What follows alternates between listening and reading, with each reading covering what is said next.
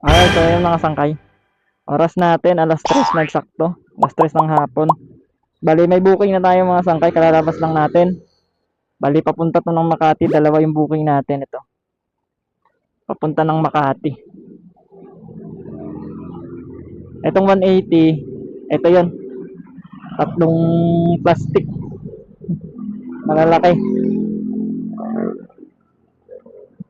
So, pinadagdagan natin yan. Ang pair niyan ay 250. Gagawin 250. Tapos ito namang ano, isa na 156, 170 yung binayad sa atin dyan. Magkalapit lang to mga sangkay. Ang dalawa na to. Ano lang to, sobre. Ito lang siya. Sobre lang. Sana. Ito.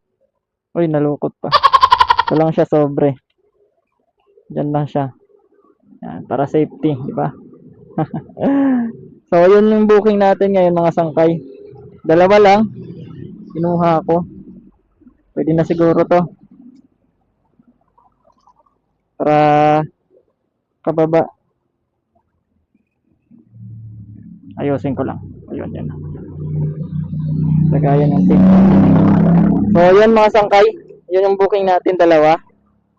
So, tara. Deliver na muna to. Bali, ang total nito, isang baba natin mga sangkay, 250 plus 170, bali 420. Alright, so yun, let's go mga sangkay. Deliver ko na muna to. Pareho sila 20 kilometers. Ano lang to eh. 'Di ba yung kahabaan ng Generoses pag ganon? Magka-way lang siya. Mauna lang to, itong mga tatlong plastic. Tapos sunod na yung sobre.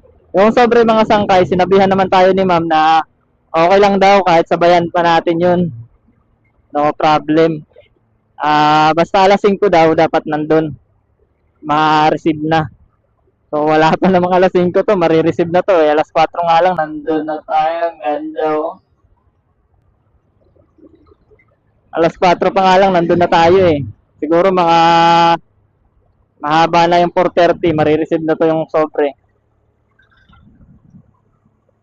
So let's go mga sangkay. Dito na ako dumaan sa may ano, hilltop.